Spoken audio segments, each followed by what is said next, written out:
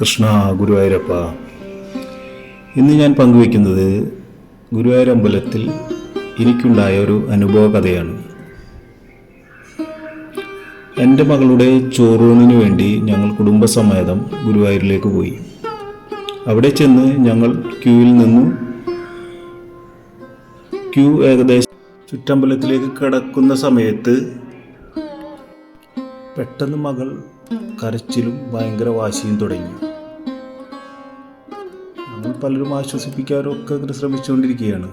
അങ്ങനെ ഭഗവാന്റെ നടയിലേക്ക് അടുത്തെത്തിയപ്പോൾ അവിടെ ഉണ്ടായിരുന്ന ബാരിക്കേഡുകൾ മുറുകെ പിടിക്കുകയും ഒരു കൈ പിടിക്കുമ്പോൾ അടുത്ത കൈ കൊണ്ട് മുറുകെ പിടിക്കുകയും ഞങ്ങളുടെ കയ്യിലുണ്ടായിരുന്ന പേഴ്സ്, പൈസ, നോട്ടുകളൊക്കെ കാണിച്ച് ശ്രദ്ധ തിരിക്കാൻ ശ്രമിച്ചിട്ടു മകൾ കമ്പിയിൽ നിന്നുള്ള പിടുത്തം വിടുന്നില്ല. ആ സമയത്താണ് ഒരമ്മ അടുത്തേക്ക് നടന്നു വരികയും ഞങ്ങളോട് ഇങ്ങനെ ചോദിച്ചു, നിങ്ങൾ കുട്ടിക്ക് ചോറൂണ് നടത്തിയോ? ഞങ്ങൾ പറഞ്ഞു, ഇല്ല. ചോറൂണ് നടത്താതെയാണോ ഭഗവാന്റെ അടുത്തേക്ക് കൊണ്ടുപോകുന്നത്? ഫസ്റ്റ് മകളെ കൊണ്ടുപോയി ചോറൂണ് നടത്തി സന്തോഷത്തോടു കൂടി ഭഗവാന്റെ അടുത്തേക്ക് കൊണ്ടുപോകൂ എന്ന് പറഞ്ഞ് അമ്മ നടന്നു നീങ്ങി.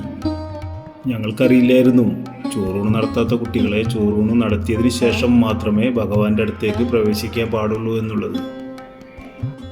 അത് കേട്ടതും ഞങ്ങൾ വേഗം പോയി ചോറൂണിനുള്ള ചീട്ട് എടുത്തു.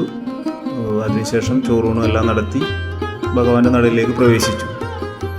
ഭഗവാന്റെ നടയിലേക്ക് പ്രവേശിക്കുമ്പോൾ മകളുടെ മുഖത്തുള്ള സന്തോഷവും കുസൃതിയും ഒന്ന് വേറെ തന്നെയായിരുന്നു. അങ്ങനെ ഞങ്ങൾ എല്ലാവരും ഭഗവാനെ പ്രാർത്ഥിച്ച് സന്തോഷത്തോടു കൂടി വീട്ടിലേക്ക് മടങ്ങി. അതിനുശേഷം എന്നും ഗുരുവായൂർ അമ്പലത്തിലേക്ക് ചെല്ലുമ്പോഴും ഈ സംഭവം എൻ്റെ മനസ്സിൽ തെളിഞ്ഞു വരാറുണ്ട്.